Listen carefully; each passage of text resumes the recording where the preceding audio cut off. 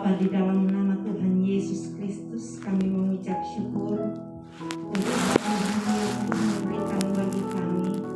Bahkan waktu yang masih Tuhan izinkan kami lewati sampai hari ini, kami percaya semua karena kasih dan anugerah-Mu bagi kami. Masih ada banyak pekerjaan yang Tuhan embarkan bagi kami untuk kami lakukan guna hormat kemuliaan bagi nama Tuhan. Kami siap merenungkan firman-Mu ya Tuhan, biar kami boleh membaca, merenungkan, menyimpan dalam hati dan kami dapat melakukannya hari lepas hari. Di dalam nama Tuhan Yesus Kristus kami berdoa, haleluya, amin. Puji nama Tuhan. Shalom. Puji Tuhan ya, kalau hari ini saya diberikan kesempatan sama Bapak Gembala untuk menyampaikan kebenaran firman Tuhan. Dan ketika saya diberikan kesempatan ini, saya tahu ini dari Tuhan dan ada pengurapan lewat Bapak Gembala untuk saya. Itu yang saya percaya dengan iman saya. Jadi ketika saya ditugaskan, apalagi langsung dari Bapak Gembala, saya katakan saya siap untuk melakukan tugas yang Bapak Gembala berikan kepada saya. Dan puji Tuhan, semuanya dalam keadaan sehat, amin. Tuhan masih berikan kita kesempatan, masih berikan kita nafas hidup, berarti kita mau melakukan tugas-tugas kita. Kita harus menyadari bahwa ada banyak tugas yang Tuhan sediakan bagi kita dan sudah ada dalam diri kita. Tinggal bagaimana kita melihat dan merespon pekerjaan Tuhan yang Tuhan berikan bagi kita. Puji nama Tuhan. Kita akan membacakan firman Tuhan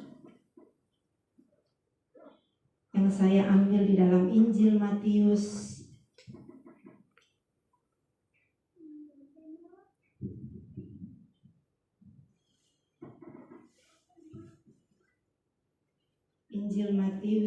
pasal 1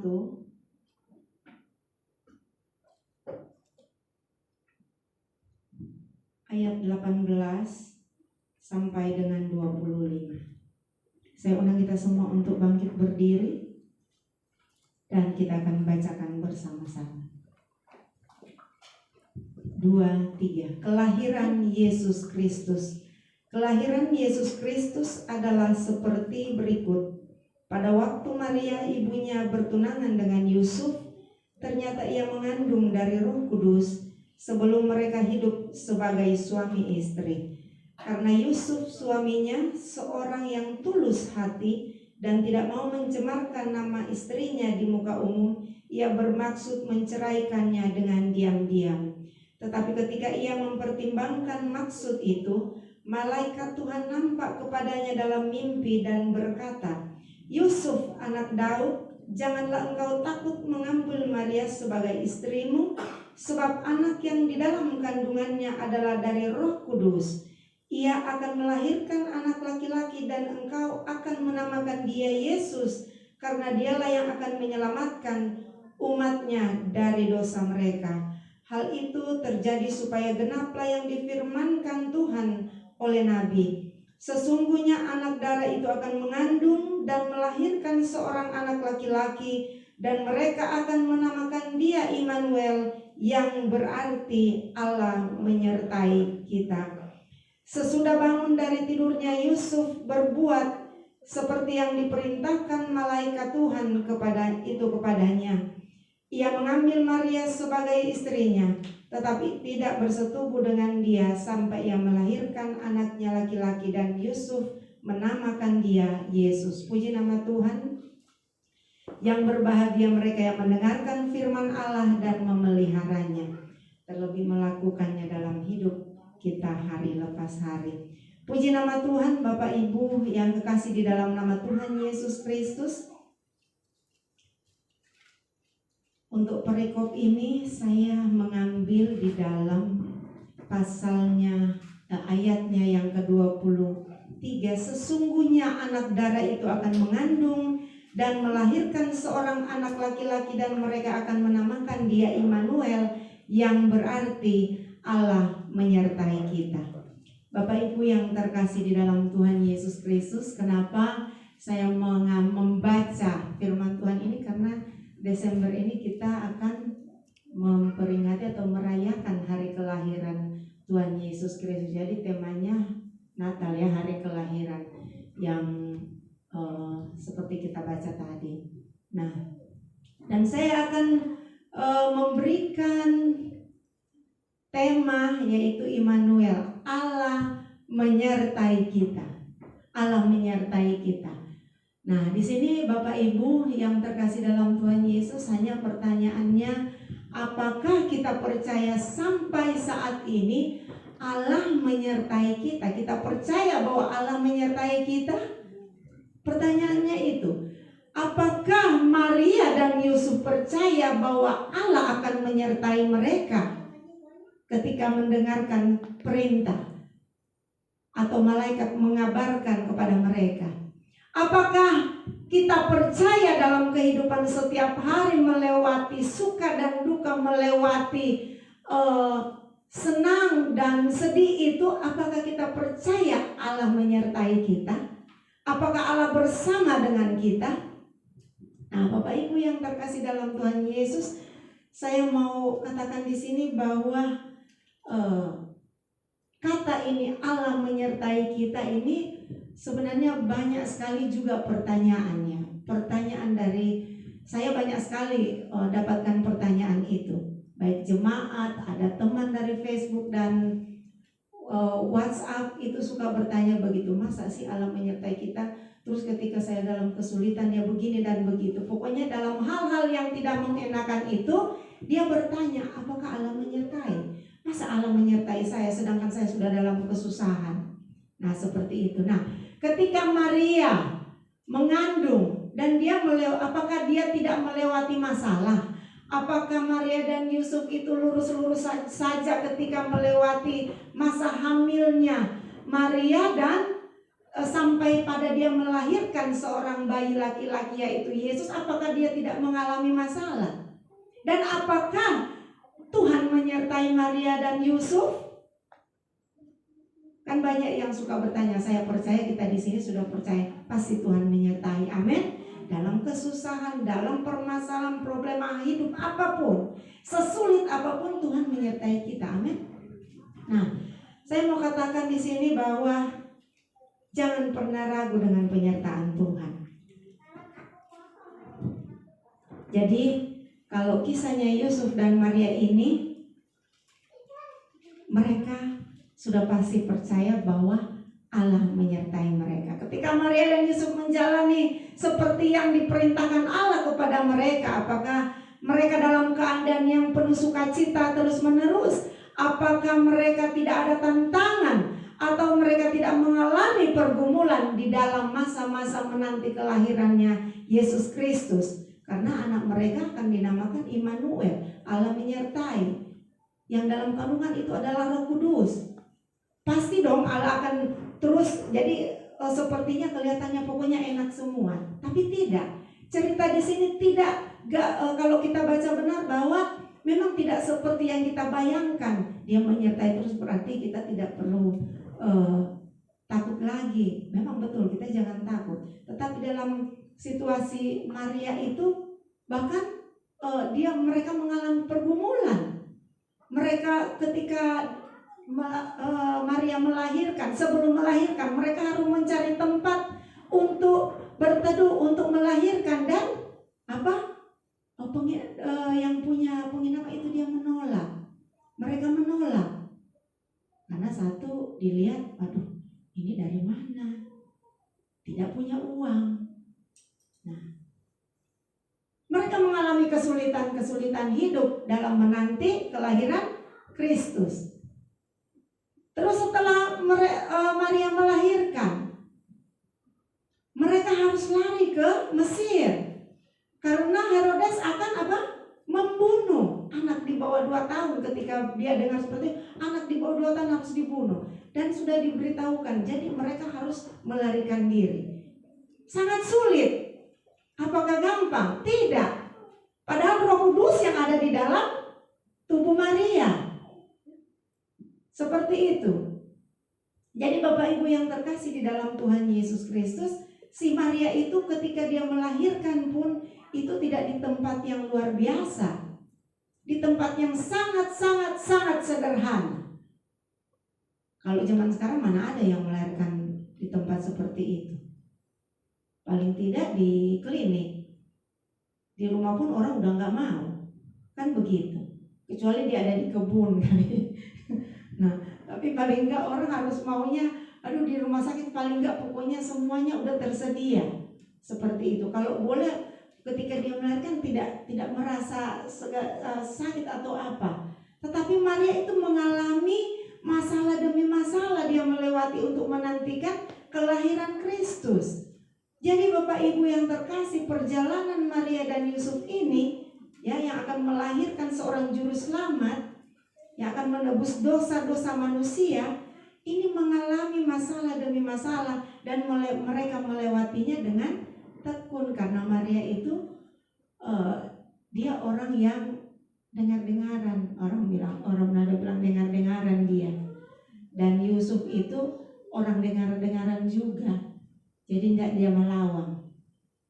Nah, puji nama Tuhan. Ketika mengalami itu, Maria harus lari, Yusuf harus lari ke sana. Kadang-kadang kapan, bagaimana Allah menyertai kita? Ada pertanyaan juga seperti itu. Kapan? Ketika saya mau kesaksian sedikit. Ketika saya 2 minggu kemarin atau 3 minggu ya, ada yang inbox saya, dia katakan, terus bagaimana Kak, kalau saya diperkosa, saat saya itu minta tolong tapi Tuhan tidak menolong. Dia katakan begitu. Terus saya katakan begini, tetap dalam segala sesuatu Tuhan menolong. Bisa jadi kita ada satu kesalahan yang kita buat ya sebelum itu terjadi, bisa dari perkataan kita sehingga menimbulkan masalah itu. Kadang kan kalau di berita-berita kita lihat, aduh di sana ada pemerkosaan, di sana terjadi pembunuhan. Kenapa? Karena ada dendam. Jadi kita harus jaga juga perkataan kita, sikap dan tingkah laku. Amin. Jadi kita tetap fokus. Nah, kita di sini semua anak-anak Tuhan, saya sangat percaya. Nah, dalam keadaan senang Tuhan Allah menyertai, itu satu. Kapan, bagaimana Allah menyertai? Dalam keadaan senang Tuhan menyertai. Nah, ini umum ini, Bapak Ibu Saudaraku kayak yang kekasih dalam Tuhan, umum kalau bicara masalah saya tadi dapat 1 juta, pokoknya saya nggak minta, tetapi kok ada di rekening saya 1 juta. Tuhan, puji Tuhan, saya sangat bersyukur sekali. Terus, tadi di pekerjaan saya diangkat menjadi kepala bagian, saya bersyukur sekali. Nah, Allah menyertai, memang Allah memberkati. Atau ada teman-teman yang suka bilang begini, puji Tuhan memang Allah memberkatimu, memang Allah itu luar biasa buat kamu. Itu umum Bapak Ibu, keberhasilan, kesuksesan, kesembuhan itu biasanya kalau kita mendapatkan itu biasanya, iya puji Tuhan, haleluya, iya Tuhan berkati. Nah, pertanyaannya lagi, dalam keadaan susah, apakah kita mau bersyukur kepada Tuhan? Kita katakan, Tuhan memang luar biasa. Tuhan memang luar biasa, Dia memberkati, Dia menyertai saya. Ketika saya dalam keadaan punya masalah besar, di saat saya mengalami pergumulan, ya tahun-tahun kemarin, saya sampai hari ini juga mengalami pergumulan. Tetapi di mana ada saat, di waktu saya sepertinya tidak ditolong Tuhan, sepertinya, kalau melihat sepertinya saya tuh kalau istilahnya saya sudah diinjak-injak orang ya.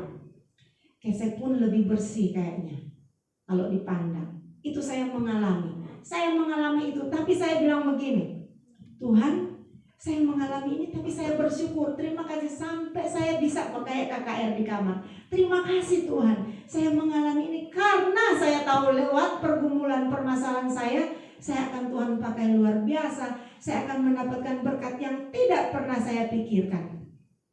Itu iman saya, selalu saya mensupport diri saya sendiri. Tetapi berdasarkan firman Tuhan, saya mengimani bahwa dalam kesusahan pun Tuhan ada bersama dengan saya. Saya selalu begini, kalau misalnya dalam masalah saya menangis, saya beriman begini, Tuhan terima kasih, Tuhan menyertai saya.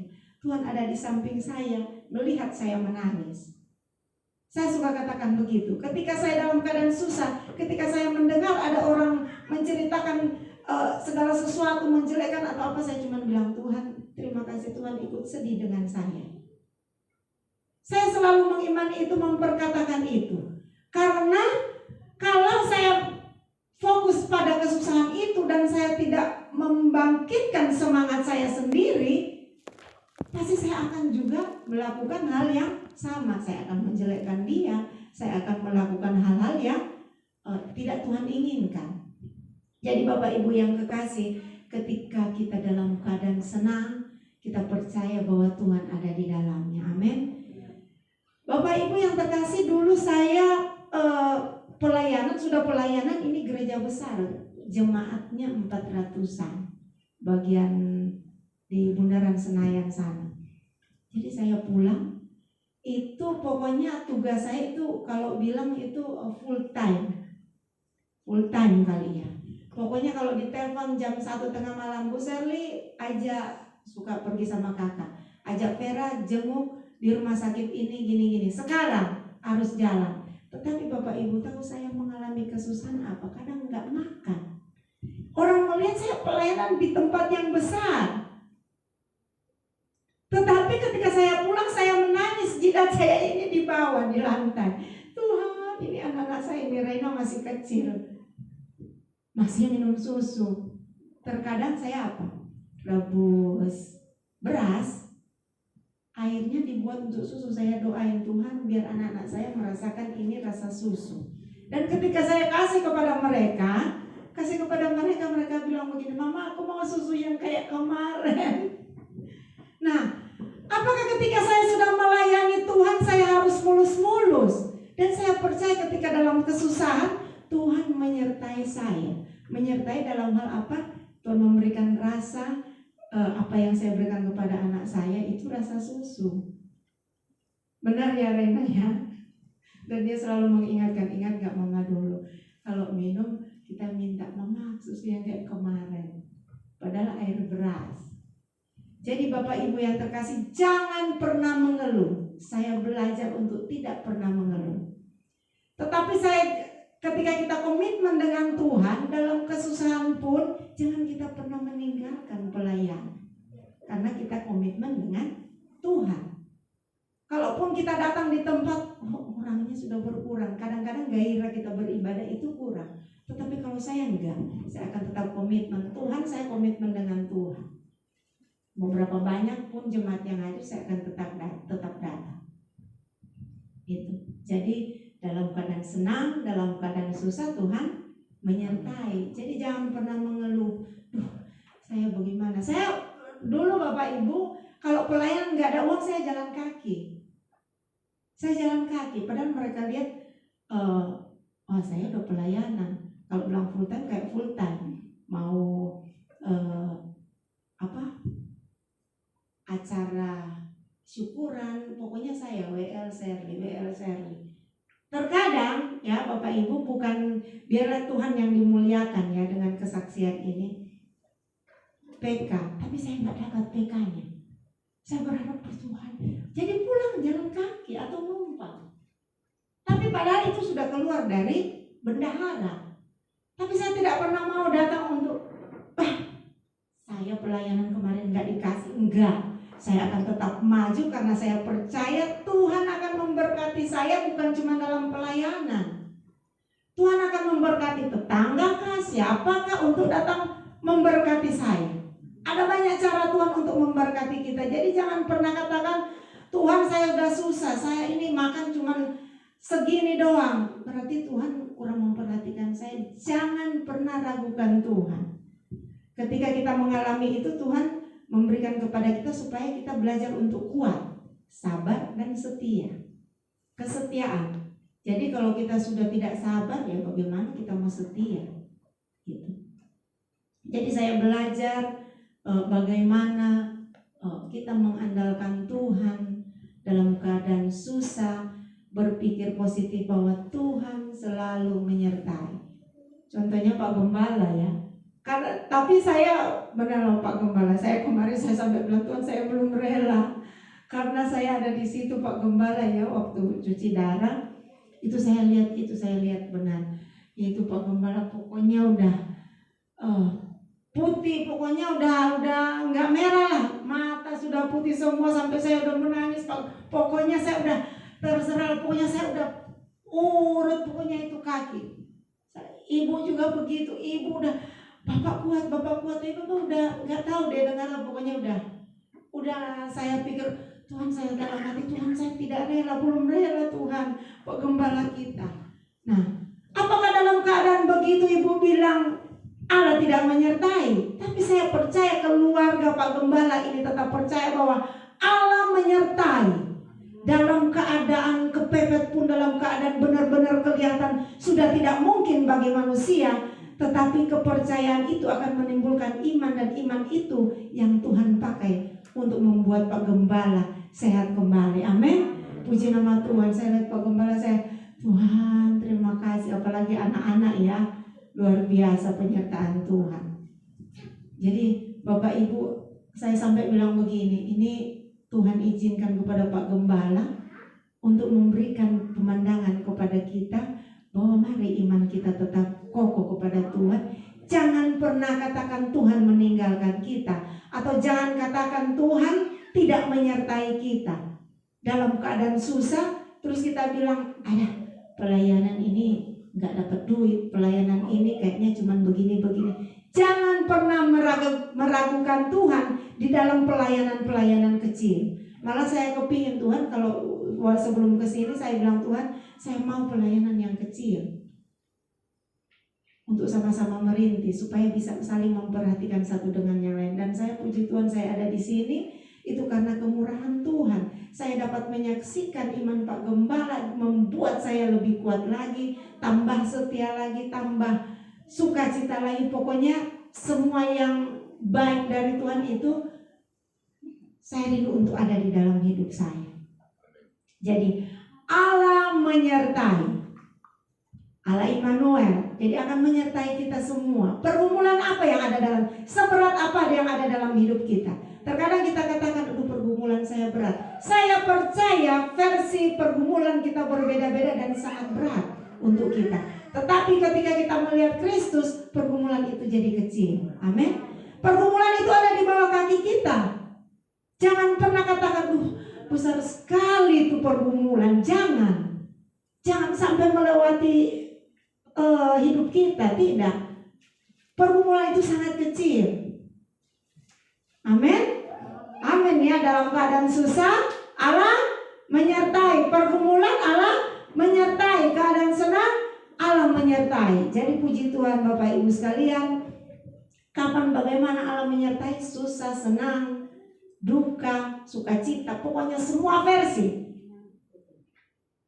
Allah menyertai. Makanya dia katakan bersyukurlah dalam segala hal.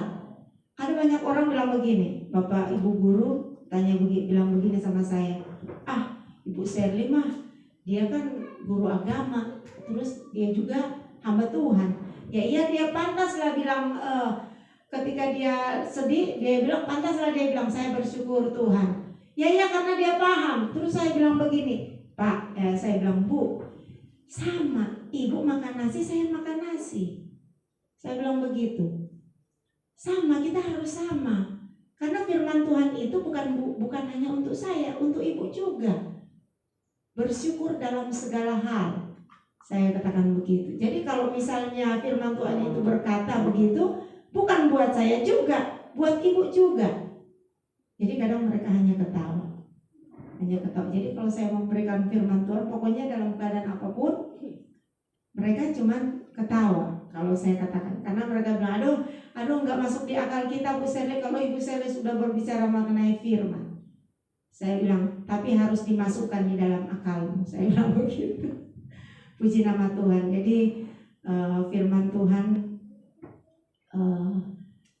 berpesan kepada kita bahwa Allah menyertai kita. Yesus Kristus menyertai kita.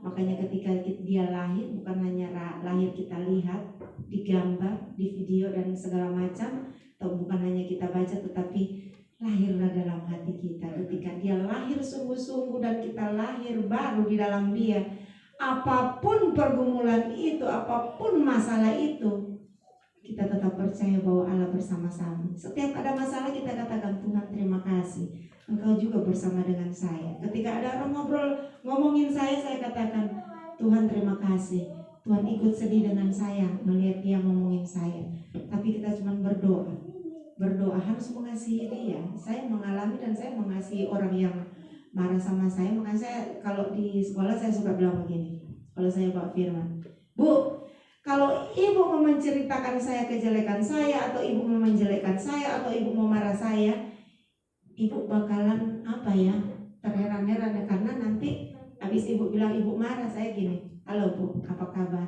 Dan itu saya lakukan. Dan ada satu ibu guru memang dia saksikan, dia bilang begini, saya bingung ya ini Ibu Shirley. Saya lihat, ya kenapa Bu? Nggak usah ngomong Ibu Shirley. Kenapa? Iya nggak usah, saya marah sebenarnya.